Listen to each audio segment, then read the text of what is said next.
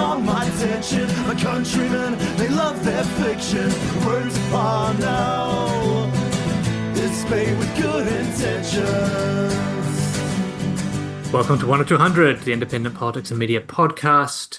We continue to use the same intro. Thank you to everyone in the chat who's been asking me to actually change that. We're here for our current events weekly podcast, but a little bit different today. We're joined by a fantastic guest, Marco de Jong from Te Kawaka. How are you doing? Kia ora Kyle, talofa to our listeners.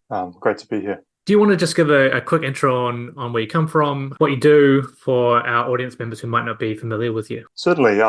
Well, malolo sufu mau, malalangi ma. My name's Marco de Jong. I'm a Pacific historian and a lecturer in the AUKUS Law School. I'm also co-director of Te Kawaka, which is a progressive foreign policy group. And for the last couple of years, I've been looking into AUKUS and its implications for Aotearoa's foreign policy and our place in the Pacific. And it's been a hell of a trip, actually. It's probably stolen a lot of my happiness. Is that because of the issues you're having to deal with? You know, I mean, there's been a lack of transparency around the assumptions that have guided New Zealand's engagement with AUKUS.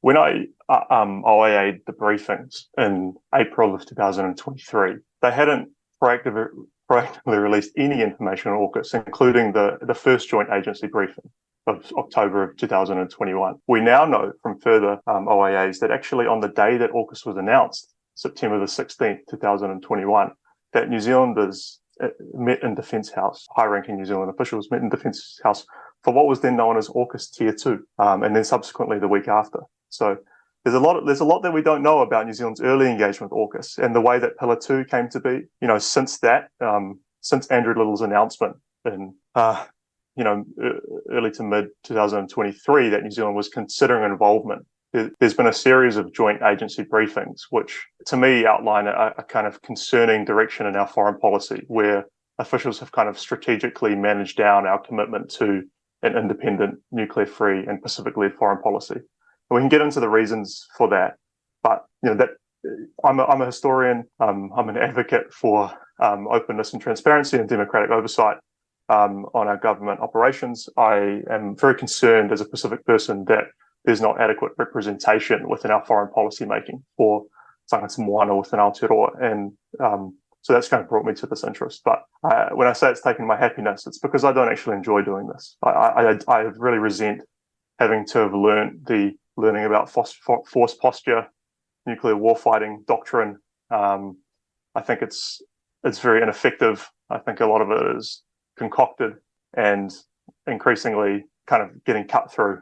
It's been difficult, yeah. Maybe a good place to start in terms of unwinding the language being used around this in the public sphere and kind of guide the audience here is you mentioned AUKUS Pillar 2, and that's what we're often talking about in terms of New Zealand's involvement with AUKUS. Words are thrown around like interoperability. The politicians are always very keen to make sure we understand that this wouldn't have an effect on our nuclear-free policy, whether or not that's true. How and why is this being delineated in this way? So I don't want to assume any information. For those that don't know, AUKUS is a trilateral security pact between Australia, the UK, and the US.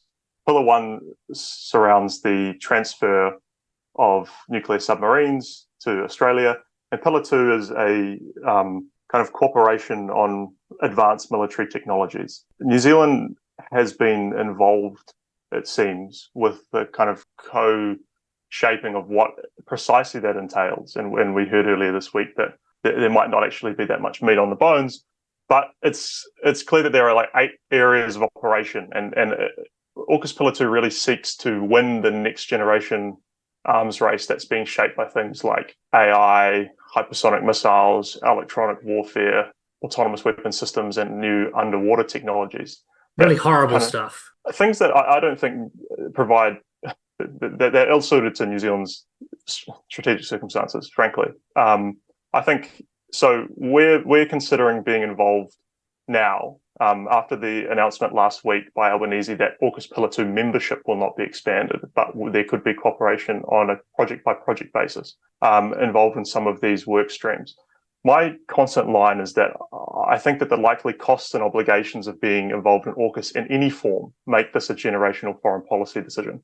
AUKUS really engages all aspects of our defence, our diplomacy, and our national security. It's really important because it could largely determine, from my perspective, New Zealand's broader approach to the increasing geostrategic competition that we're seeing in the Pacific. And I mean, by that I mean it kind of impacts who our friends and our enemies are, who we trade with, the shape and priorities of our military, where our aid spend goes, our support for Pacific priorities, and like that's climate action, human development, or long-standing Pacific attempts to carve out or insulate the region from geostrategic competition through things like the Treaty of Rarotonga, the South Pacific Nuclear Free Zone. It impacts, what our spies are doing, where our intelligence goes, and so on and so forth. I think most importantly for New Zealand, if there are further global conflicts, potentially even in the Pacific, involvement could influence whether we fight or not. And if you heard me speak before, you'll know that my suggestion is that any involvement in AUKUS would signal a turn away from that previous commitment to an independent, nuclear-free and Pacific-led foreign policy. And my contention is that that is not announced.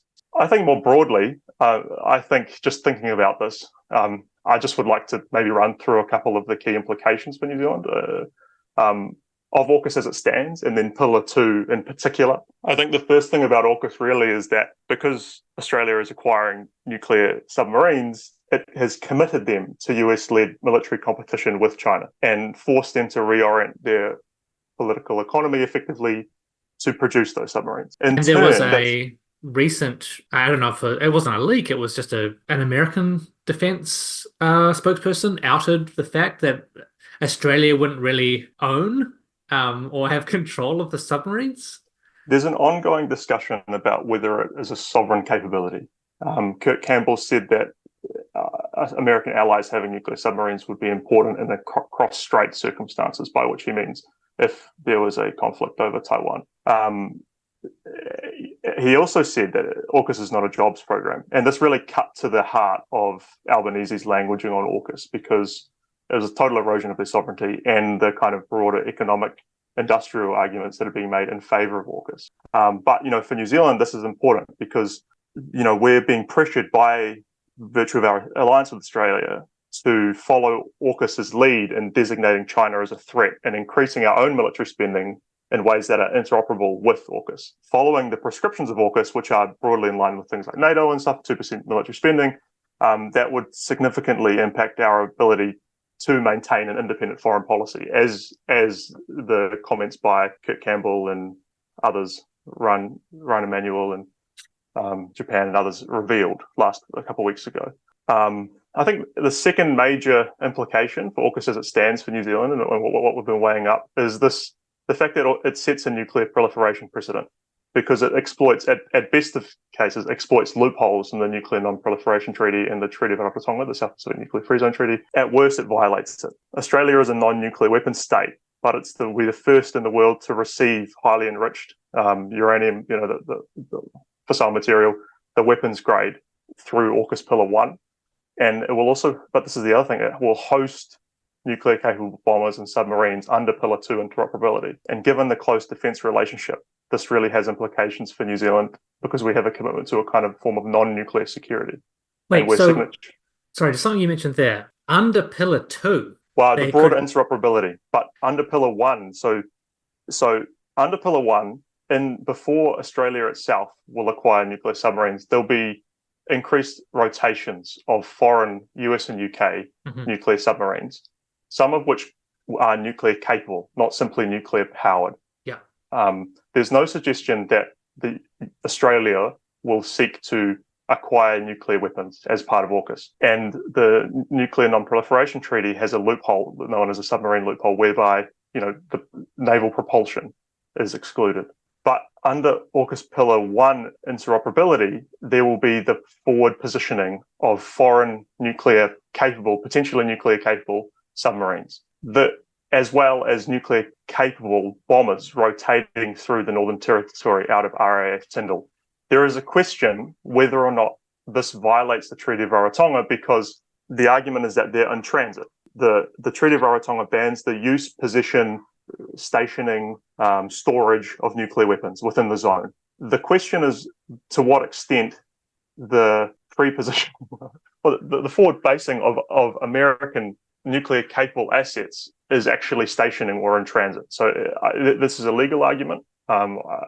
My contention is that I don't think that this is borne out. We heard Paul Buchanan last week come out saying he believes that it's a violation of the Treaty of Rarotonga. He used the language like this could present the darkest fantasy for nuclear proliferation enthusiasts, because it sets a precedent whereby any nation can A, acquire high weapons grade material, and 2, station under the guise of transit nuclear capable submarines on any island in the Pacific, potentially in violation of the nuclear free zone.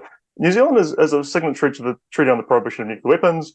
We're a strong supporter of the South Pacific of the Treaty of Rarotonga. I think this is a big question, for the extent to which, say, New Zealand were involved in AUKUS, whether we could continue to maintain that advocacy, because it's clear that the claims it's making have not been thoroughly investigated. And we can talk a bit later about the Pacific response to AUKUS and things like that.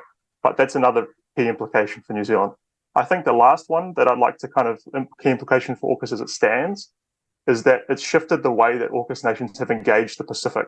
This greater emphasis on security and geostrategic competition, has prompted this series of bilateral agreements prosecuted by AUKUS powers to secure market and military access, and the kind of more instrumental approach to regional decision-making bodies like the Pacific Islands Forum. I think for New Zealand that threatens to displace our own Pacific-led engagement and our broader source of influence, because we've invested considerable political capital and resources into the Pacific Reset and Resilience frameworks, which really sought to kind of use this layered whole of government approach and were partner-led and built in Indigenous knowledge and gender equity, and really sought to meet Pacific aspirations as they were. And the Pacific security vision is really well articulated, and I'll talk about that later, but this is kind of another implication for New Zealand as AUKUS stands. And then we can talk more broadly about the particular implications of potential Pillar 2 involvement. Yeah, it's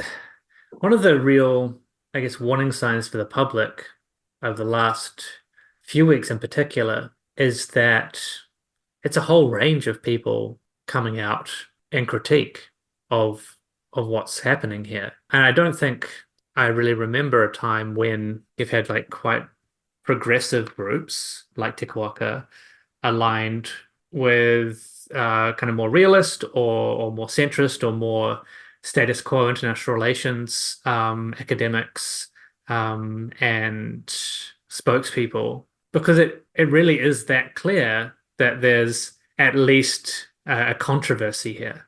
I don't think AUKUS is a partisan issue, and I think that for a range of reasons. I think there are those on the right that are deeply worried about what a New Zealand and AUKUS under Trump would look like. I think there are those that believe that, an independent foreign policy showed its merits, for example, when New Zealand didn't go to Iraq. And also they believe that nothing meaningful, worthwhile was achieved by New Zealand going to Afghanistan. I think that there are those on the right that seek to maintain a cooperative relationship with China and seek to do business with China. And I think just generally, the big thing about AUKUS is that it lacks a strategic rationale. The whole deal about AUKUS is that it seeks to contain China. But it's as I've written in the past couple of weeks, I think there are two major issues with that. One is that New Zealand is supporting this rationale in the belief that our interests are best served under maintaining a status quo of US primacy. And we translate that language into support for, a free and open Indo-Pacific. For us, we talk about a resilient, prosperous, and stable region, a Pacific region. And we also support the so-called international rules-based order, or the international rule of law. I think that the issue with AUKUS is that it's not clear that it either promotes regional stability or the international rules-based order, which is our guiding rationale for supporting it. And even if one believes that containing China would preserve those things, there is no suggestion that AUKUS will actually achieve this. The Australians may never get the submarines. They could be obsolete when they arrive. They're a huge cost. And this goes into the military arguments that I don't like, but suffice it to say, you don't need to rely on my opinion for this. You can go to people like Hugh White or Sam Roggeveen, ex-members of the ONA in Australia, people that wrote defence policy white papers across the whole suite. I think those people in New Zealand, there are people in New Zealand that think that even if one is seeking to counter Chinese influence in the Pacific, that spending money on things like hypersonic missiles and drones is not a good way to do it. It's not cost effective. It also doesn't support, it's also immoral. I mean, that's my main point. But it's, even if you take this realist position, it's just a shit. It's just shit. It doesn't work. It doesn't do what it says on the tin. Yeah, it's you mentioned the potential for the submarines not to show up under Pillar 1 for Australia. And what kind of concerns are there that this is more about developing interoperability for that transit loophole under the proviso that the US believes that it can fight this war by itself. It just needs a forward base. It just needs somewhere to stage. So it doesn't really even matter if Australia gets those submarines or not. It's got what it wants out of Australia because it can run its bombers through there and encircle in that way. Those are the arguments that are being made. So the idea that if you look at US production of nuclear submarines, that they're behind target and that there's a kill switch in AUKUS insofar as that if they can't meet their own requirements, that they have the chance not to peel off the Virginia-class submarines and lease them to Australia, and that what will happen in the presidency after Trump or Biden is that the future US president will look at it and go, why are we giving these submarines when the Australians will, that they should just let us base our nuclear submarines, we can put Australian crew on them, so on and so forth. People like Sam Roggeveen and stuff think that potentially in the highest echelons of the Pentagon, that they don't actually believe that they can contain China, and that this is an opportunity to spread their nuclear risk, extend their deterrence, as it were, and that potentially Australia could be left out on the limb without a sovereign submarine capability, and that like hosting tens of thousands of US troops in the north of Australia, and that these crazy nuclear war planners are planning even a limited nuclear exchange where they trade off, parts of Japan, Guam, and Australia to these ends, and that's chilling. It's a chilling prospect for New Zealand. There's the same, and so the broader argument by Australian strategists, which I think that we should pay close attention to, is that there's this mismatch between capability, force posture, and foreign policy. So the capability, the nuclear submarines, could be obsolete, or they are part of a US forward power projection, and that Australian interests are better served by protecting continental Australia and having a defence-orientated defence force rather than an aggressive deterring thing. Broadly, and that this more broadly aligns with Australia's desire to be a middle power that seeks security in Asia. That's the argument of the establishment anti-AUKUS people in Australia. I think we can ask very similar questions about New Zealand and Pillar 2. So last year, we saw a series of reports released by the intelligence community, foreign affairs, and defence, which really made this kind of set an agenda for reorienting our military from being low-tech, dual civilian purpose for humanitarian assistance, disaster response, and fisheries, and focused on the New Zealand realm, to being high-tech, AUKUS interoperable, expeditionary. And I think that we can ask questions about, the same kind of questions that the Australians are asking about, is this actually the best value for money? Do we need some of this technology? And if so, and is it actually helping us do our job, say, in the Pacific better? And if we take the point that, say, nothing good was achieved in Afghanistan, it was good we didn't go to Iraq, what is the point of having these technologies? And I think that's a really key one for me. And I think there's another kind of issue here to do with the actual technologies that AUKUS's Pillar 2 is providing. Because, as I said before, it's kind of trying to win this next generation arms race. It's focused on these deliberately focusing on kind of destabilizing, unregulated, highly, very dangerous. Like, to the extent that AUKUS Pillar 2 is real, the technologies that are being advanced are incredibly dangerous. We have seen autonomous weapon systems being tested and trialed in Gaza, in Ukraine, to mass, systematic genocide in the case of Gaza, and horrific casualty rates in Ukraine. A dehumanized modern warfare that is truly chilling. Under AUKUS Pillar 2, they have done demonstrations interoperability demonstrations on AUKUS Pillar 2, where they use what is known, referred to as an Australian sensor, identifies a target and then is serviced by an American effector. What that means is that Australian drones go up, they get information, they feed it back to a mainframe with a remote targeting system that's AI assisted, and then US missiles or other drones, suicide drones or Hellfire drones, then service the target. I think that it would be remiss here not to talk about the recent report released by the Inspector General of Intelligence Security, which revealed the operation of a foreign capability in the GCSB, because it's clear that in these cases, as a junior partner in these types of alliances, we're not in control, and nor presumably in AUKUS Pillar 2 were Australian computers in control of this. I worry about the startling lack of democratic oversight over these operations. I think that in the case of AUKUS Pillar 2, we should be asking questions, for example, if New Zealand surveillance drones were to be involved in these types of things, because we've deliberately charted a course away from autonomous weapon systems, whether or not the information that would be feeding in would then go to, say, American or Australian autonomous weapon systems, or even nuclear capable assets. And I think that there's no guarantees that there'll be sufficient fences around those systems. And that really, really worries me. For those reasons, again, we have different ideas about killer robots. We have different ideas about nuclear deterrence. We're not part of the nuclear umbrella. So we need to investigate these things. It's, we've talked about this a bunch on the podcast, and last time you were on the podcast a couple of years ago, I think we discussed some of this interoperability stuff as well, and in regards to nuclear free Pacific and the like. There's this discussion, I guess, been ongoing for decades around New Zealand or other islands becoming like aircraft carriers for the United States. Static aircraft carriers. This is a way that this is sold or euphemized in the public sphere, but it's going even beyond that to just being a signal relay.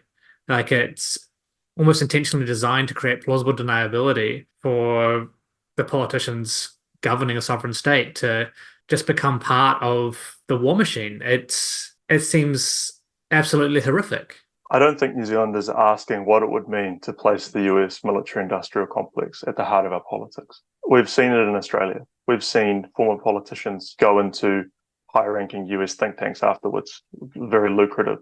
We've seen, the lack of outcomes that their procurement has, where they're paying gross amounts for things they don't need, that don't make anybody any safer, that erode our ability to actually deal with some of the main drivers of instability. And in the Pacific, that is climate breakdown, wealth inequality. I think that it's very concerning to me that we're flirting with this. And as AUKUS is very explicitly about containing China, there's nothing for us here. But it's not something that is useful to us. It's not a direct threat to us. It's the opposite in some respects, so far as our trade and economy go.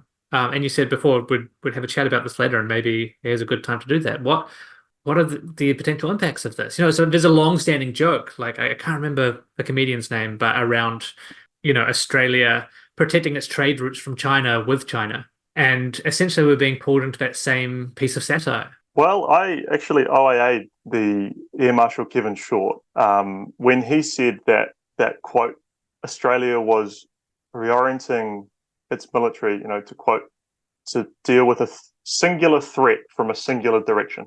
And I took inspiration from that Utopia sketch that you refer to, and I said, when he said this, was he referring to China?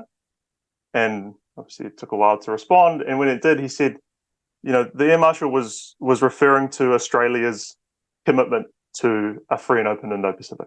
Oh, of course. Incredible. I mean, the coded language of diplomacy, reading through it is a major part of this. So I think it's very clear that New Zealand has accepted by adopting the coded language of diplomacy around a free and open Indo-Pacific and upholding the international rules-based order. What we mean is that we're in support of US primacy, and the belief is that produces a favourable geopolitical environment for New Zealand. I think that, and the basis of that is the belief that the US as a democracy shares values with New Zealand. I think that we should be the events in Gaza, broadly domestic instability. I think the US is increasingly unreliable and has been characterized as kind of an ailing tyrant that is lashing out and getting involved in misadventure overseas. I think that there's a genuine difference between New Zealand and the AUKUS partners on some key issues, like the degree to which they actually support international law, the degree to which they are seeking to advance nuclear disarmament, things like that. And again, it's not necessarily to be anti-American or pro-China. These are questions about New Zealand's national interest here and values and the connecting interests and values. And in the Pacific, I think this is a key point about AUKUS, is that, New Zealand is a Pacific nation. New Zealand is in and of the Pacific. And in the Pacific, nuclear issues are tied very closely to aspirations for regional self-determination.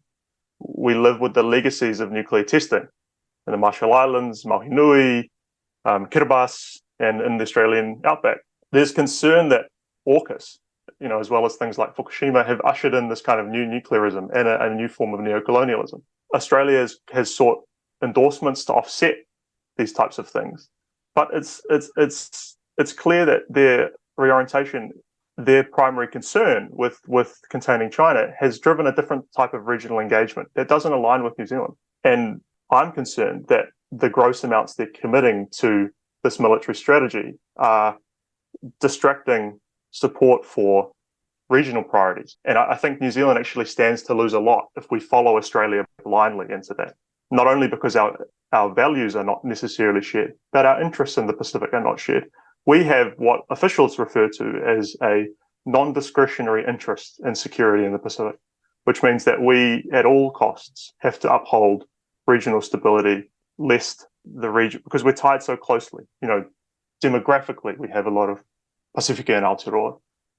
Geographically, we're intimately connected with the Pacific through the moana. Genealogically, we Māori have traced their lineages back to Hawaii and Pacific people as well, and Aotearoa, genealogically connected to the region. We can't sever those ties. We can't seek security outside of the region.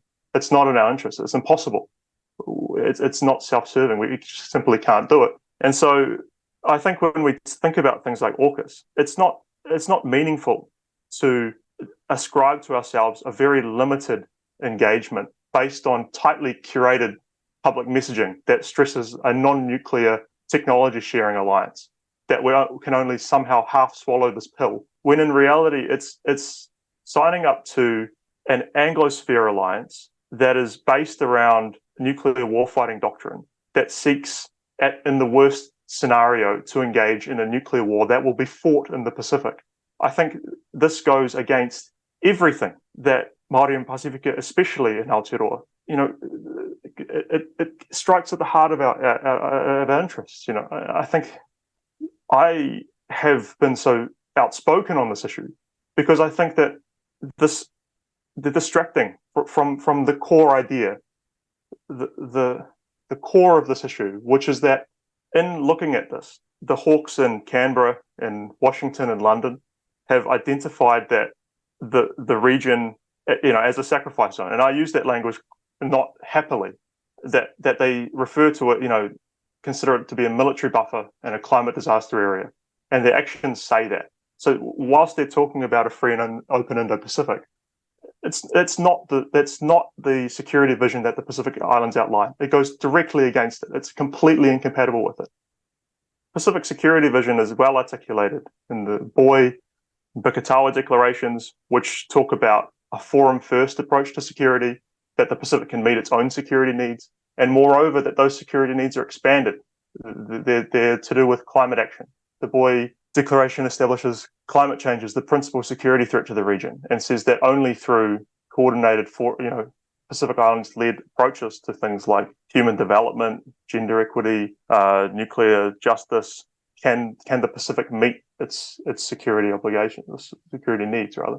And this is all encapsulated in the Blue Pacific narrative and the 2050 strategy for a Blue Pacific. And New Zealand is a party to all of these things. So when Boris Johnson, Joe Biden, and Scott Morrison announced in September of 2021 that the band's getting back together, the Anglosphere band is getting back together.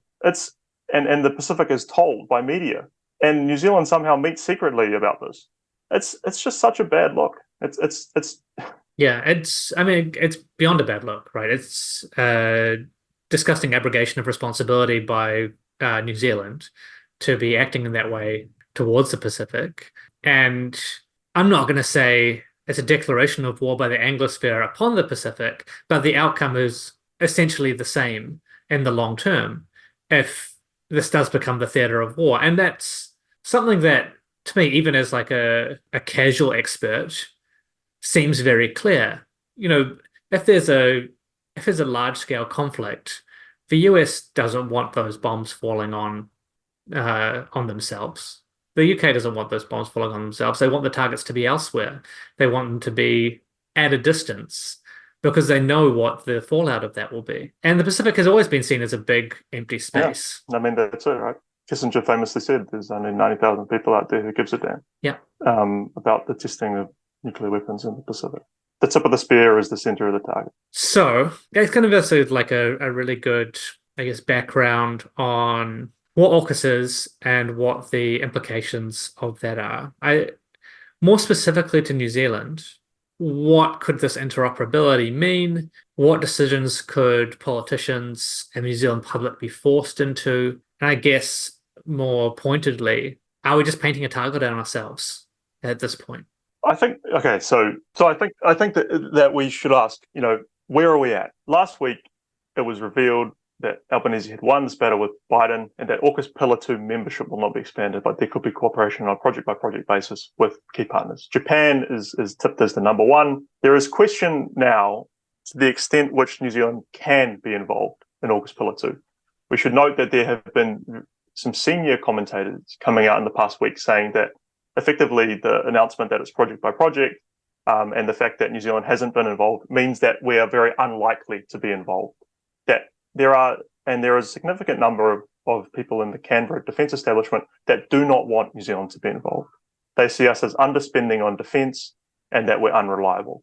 And that because they're subsidising the US and UK submarine bases to the tune of 8 to 10 billion Australian dollars to shore up their submarine industrial base so that they can give secondhand and then produce in 20 years' time nuclear submarines for Australia.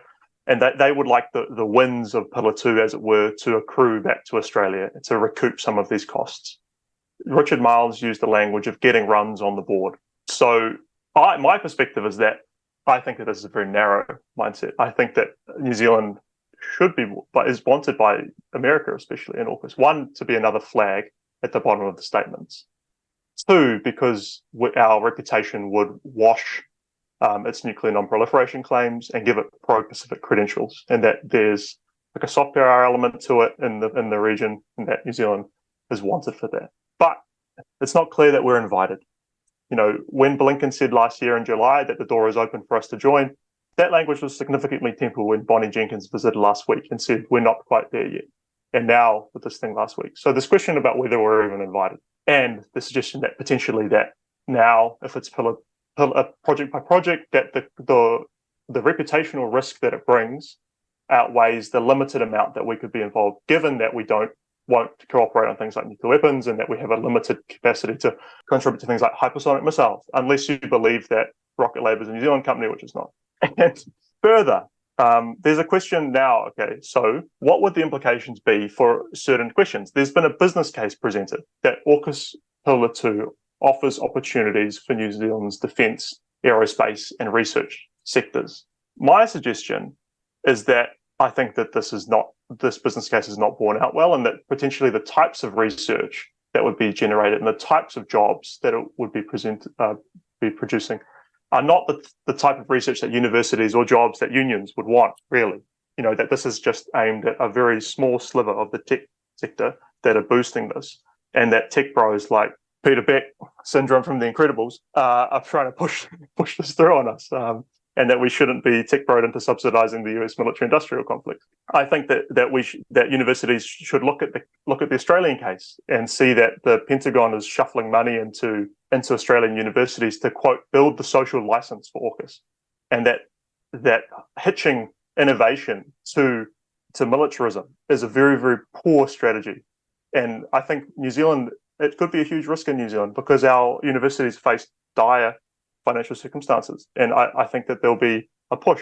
A couple of weeks ago, Judith Collins announced a space prize and a new kind of 2 advisory bodies, I think, into science and research and innovation, as well as the PBRF review for universities. I think that if we look at Australia and what happened there, it has an AUKUS ring to it, which is not to necessarily be conspiratorial about it, but the boosting of STEM, the focus on aerospace and tech, these are the Trojan horse, I think. Okay, and then so the other thing about kind of AUKUS Pillar 2 and this interoperability, I think we should acknowledge that to an extent, New Zealand is already a part of AUKUS. We have P8s, we have other advanced military technology like drones, which are designed to be interoperable with AUKUS. So we share information in ways that contribute to AUKUS warfighting. And I think we should always acknowledge that we're a member of the Five Eyes. So,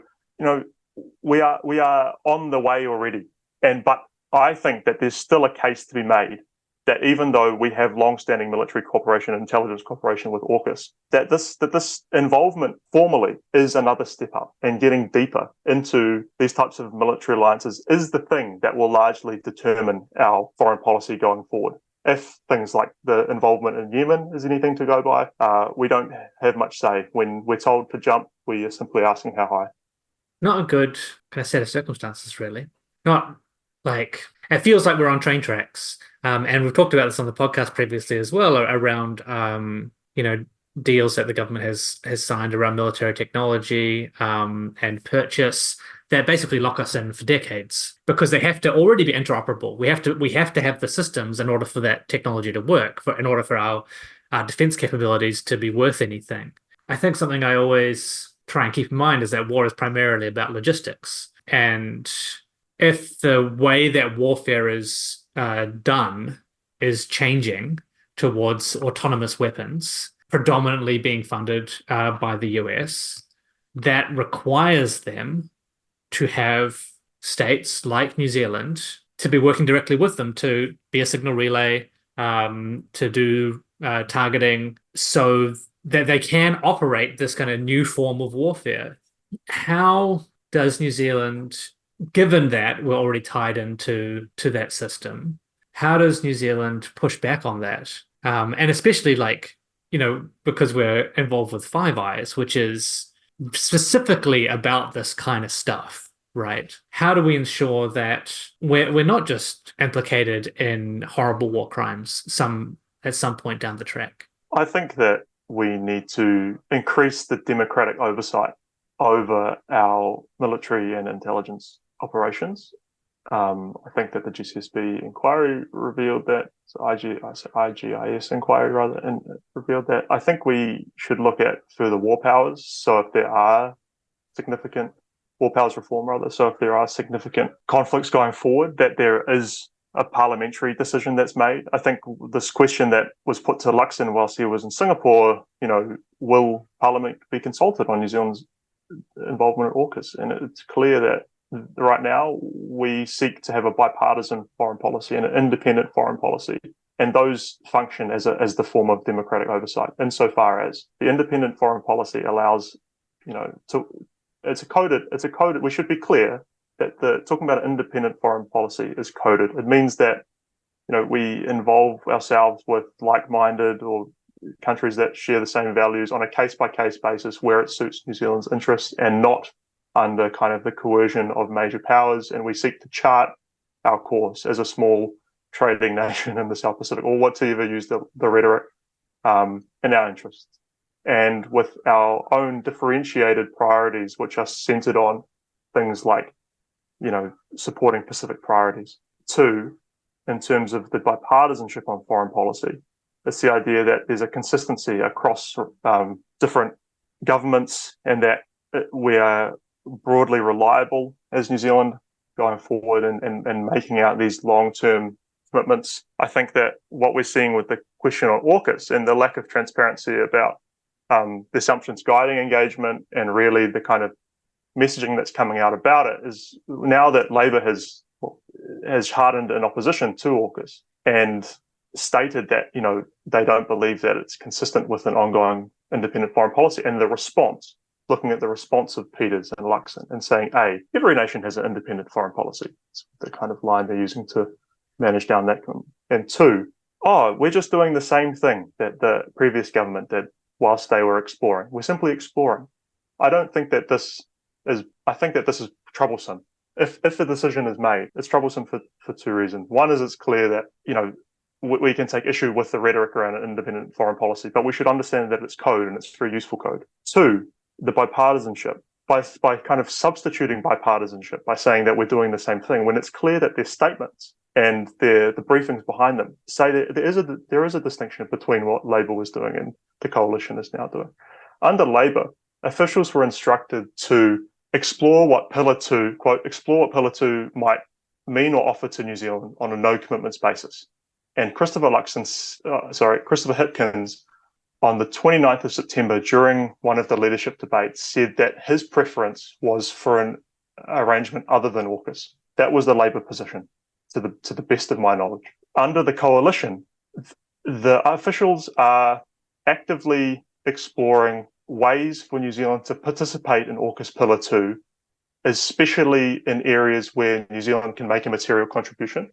And on the 31st of January, whilst going to the Melbourne for the ANZMAN talks, Julia Collins said, quote, we're interested in Pillar 2, it's not a secret. So there is a clear distinction. So this idea that they're simply exploring and that there hasn't been a step up in intent and a step up in the actual is nonsense. And it's very dangerous because going back to my kind of central point with this whole thing is that my belief that, opportunistic ministers and breadcrumbing officials have kind of set a very limited idea of engagement kind of around this idea of a non-nuclear technology sharing agreement. And they've created a tightly curated public set of messages that kind of belie the other costs and obligations, the implication for our Pacific engagement, the implication with trade with China, the implication for the long-standing basis of our foreign policy, being independent, nuclear-free, and Pacific-led. And that the idea that we could tell ourselves that our engagement is based on that and in support of an international rules-based order and regional stability and security, when the whole rest of the world do not see AUKUS in this way, nor do they accept the fact that we can only half be involved. That brings with it an immense amount of reputational risk. If we've coddled ourselves and deluded ourselves into thinking that we can be involved in this way, yet when we turn up to the Pacific Islands Forum and they see no meaningful distinction between AUKUS Pillar 2 or Pillar 1, or when we turn up to ASEAN and we talk about how we have a constructive and complex relationship with China, and that stands, and they're saying, no, you're part of AUKUS, or it's terrible. It's terrible for the lack of transparency, the lack of democratic oversight, and the bullshit, just the bullshit of the messaging. What are the risks, especially with this coalition government, which has run roughshod over a lot of the norms of policy and implementation, where it's cutting funding, where it's signing funding up, different long-standing kind of legislative decisions and policies that it's just thrown out, what is the risk that despite all of this, the coalition is just like, nah, it doesn't matter. We're going to say it's bipartisan. Even if it's not, we're the government. We're just going to do it. I think they have the documents to hand to make that decision. It will be a decision for cabinet. I don't believe Luxon is strong enough to control Peters or Collins, and I think that they could make that decision. I think that they should do so, recognizing that it compromises a bipartisan, independent, nuclear-free, Pacific-led foreign policy that maintains our principal difference from Five Eyes in our own New Zealand interests. What happens if that is the case, but they don't take that into account? Like, what is? Obviously, first step is like let's try and do everything we can to make sure this doesn't happen, right? And there's been a lot of really good activism. As we were saying earlier, lots of people are speaking out across the spectrum to explain why this is bad, and try and convince our politicians that they shouldn't sign up. But I have no confidence that is liable to stop them. I agree with you. I think that the issue is the public awareness is rising and the issue is becoming toxic to a degree. But as we've seen with other actions by the coalition government, they believe they're elected with a mandate to change, and they're providing it. In this case, that is being cast as so. Winston Peters seems like his primary foreign policy objective is to align more closely with traditional partners, and in this case, AUKUS seems like a barometer of that. It's like the degree to which we can engage. Well, it seems like if we have to involve ourselves with things like NATO or the Quad or AUKUS as part, even just to prove that we're doing that. And my question is about implications. And even if we look at that language around traditional partners, who counts? Who counts as a traditional partner? It's a euphemistic, regressive construct. Is it members of the Pacific Islands Forum traditional partners? No, it's members of the colonies, isn't it? Yeah, or say Japan. We were at war with Japan, traditionally. It's so contradictory, but and I think it brings with it, and again, it brings with it real consequences when we are unable to relate to other nations in the world, especially if it is the way that a lot of prominent international theorists believe, that there is an emerging multipolar world order, and that New Zealand has kind of compromised its ability to speak across east to west and across, north to south, and that the basis of our independent foreign policy was good insofar as it allowed New Zealand to have this image of being an international broker, and we could, be there with Bougainville or all kinds of different aspects, where we were able, unlike the other members of the Five Eyes, there was genuine daylight between us, that we would vote differently on the UN General Assembly on the ceasefire in Gaza, for example.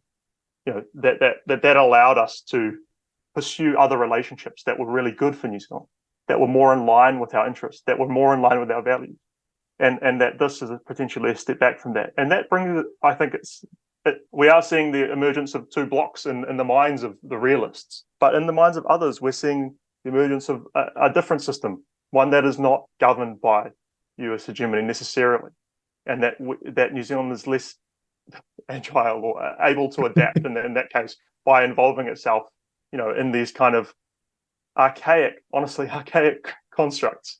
Yeah. And now I follow Judith Collins on Twitter, and I look at some of the stuff she posts, and I'm very amused. I think she's reading Churchill, and she's quoting from Churchill, and she's saying, she thinks of it as this 1939 moment, where the world is divided into blocks, and where it's a good versus evil, and it's the Western liberal democracies and their friends versus the totalitarian or authoritarian states of Russia, China, and Iran, and this grand kind of thing. My suggestion is it's much more like 1914. We could potentially be drawn into this war over Taiwan just by virtue of these old associations, and with devastating potential consequences. I don't think we should be lied about those things, even though I think it's laughable that Collins has these ideas simply because her father fought in World War II. Everyone's got a war story. My war story is that my forebears fought in World War I from Samoa. They went in through Narrow Neck and went and got shrapnel in their head, fighting other people's wars. Yeah, a world away, a world removed from Samoa, That's devastating to me. And then that Yeah, it's not. It always feels like politicians are playing with toy soldiers, right? Without really thinking about what the consequences are for the people that they govern. I don't think that Collins' ability to cosplay should No, influence our potential joining of a catastrophic international conflict. no, absolutely not. Maybe to put a cap on the discussion, what's the alternative? Looking at the Pacific and a kind of Pacific-led foreign policy and direction. I think that we should account for the fact that Pacific opposition to AUKUS is based in the belief that the kind of military focus and its reliance on nuclear technologies go against Pacific people's own conceptions of security, and that the vision that is outlined by Pacific nations provides various options for New Zealand to potentially contribute. One is the Pacific Zone of Peace concept that's being advanced by Fiji, Sitiveni, and Buka, in line with the UN's new agenda of peace and the domestic kind of let love shine.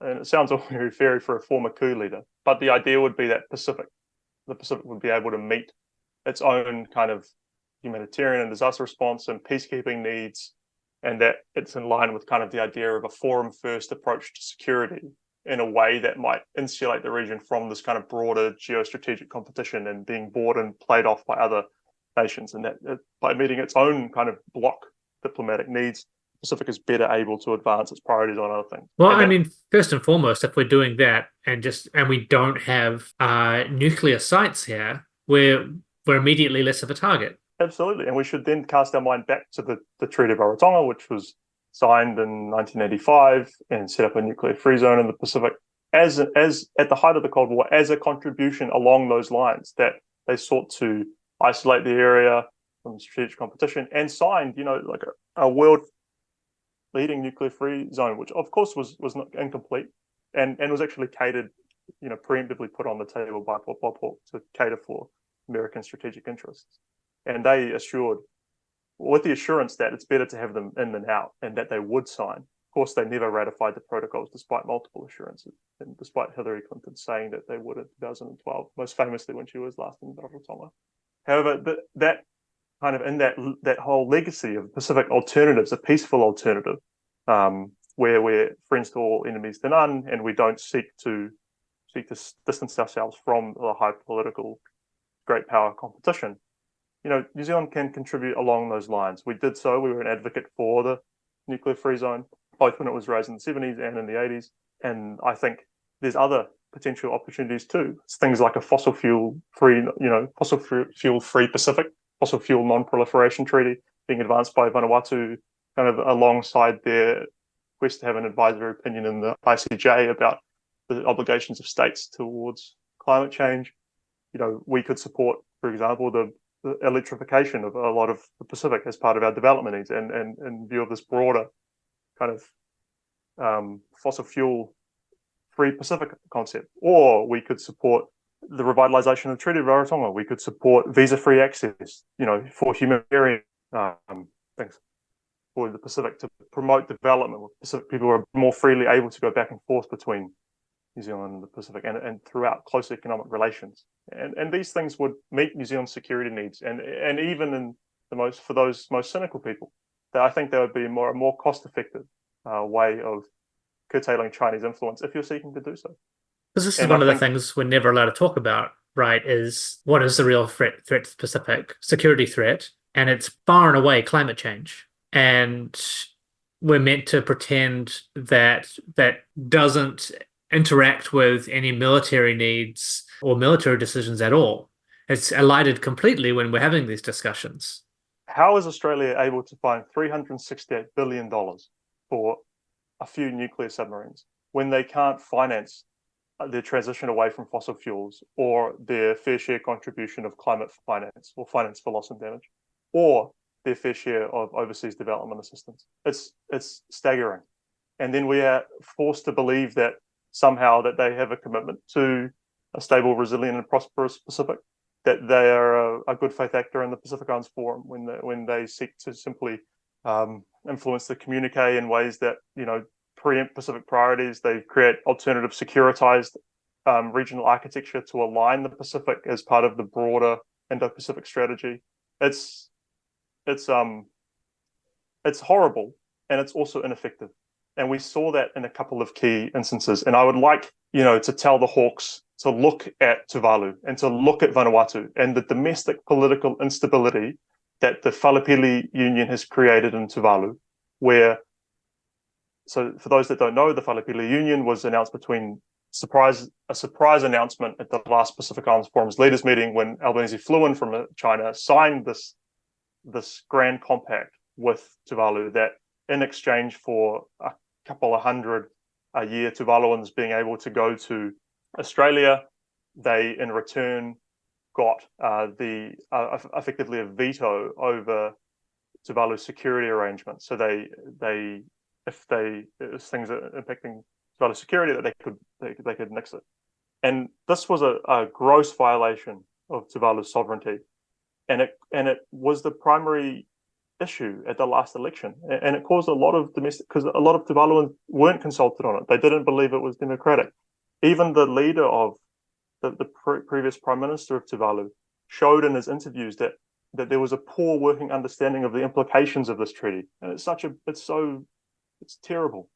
And then in Vanuatu, they've had a kind of almost a revolving door of leadership, and part of it because there's a secretive security agreement signed between Australia and Vanuatu. It brought down the prime minister before last, I believe, in mid to late of last year. And then with the US and the PNG Defence Pact, these things, because they seek so myopically to secure marketed and military access at the expense of Pacific self-determination, they create the very instability that they proclaim to address. And I think that it's just bad. It's bad diplomacy. It's bad politics. It's not a good connection between the means and the ends. If the ends is to secure the region and even to align the region, you have to take account of the people in it. You can't just go over the top and put forward these opaque and destabilizing agreements. It's just so stupid. Yeah, I think if one thing's been made clear over the last few decades, it's that the US military-industrial complex doesn't see people in the global south as human, if it sees people there at all. And it really does answer a lot of questions if you think that's their baseline assumption as to why they make these decisions, because it's just a complete misunderstanding of how human society works. I believe that, in the Pacific future that is being outlined and offered to the major metropolitan players in the region, I believe is not only the only worthwhile future, the only future worth saving, but it's necessary and worthwhile to do so at the same time. I think what's being offered is what's being placed upon the region is something that is completely unthinkable. It doesn't allow for the continuation of our cultures. It doesn't allow for us as Pacific people to move with agency and build the lives that we want. And it's unthinkable to think what's actually on the other side of things like AUKUS, a nuclear warfighting pact that seeks to contain China in the region. It's just that it doesn't produce a Pacific future, not in my mind. Thank you so much for joining us. Thanks, Kyle. Where can people find you? You can find me at Marco de Jong at aut.ac.nz, or you can find me on Twitter. Reluctantly, the second that a decision's made on AUKUS, I will leave Twitter. As I said, this work over the past couple of years has really stolen a lot of my happiness. I'm a Pacific historian first and foremost. I believe there's great power in Pacific stories that show, our commitment to environmental stewardship and perpetuity, and I really seek to do that work. I've acted in the past year on this, just putting everything on the line, really, my credibility and my relationships and everything, just because I believe it's terrible. The prospect is terrible for Aotearoa and the Pacific. But I'm looking forward to getting away from it because it's taken quite a large toll. Yeah, kia ora. I will put those links into the summary so people can find it easily. If you've enjoyed this, enjoyed might be the wrong word. If you found value in this, share it around.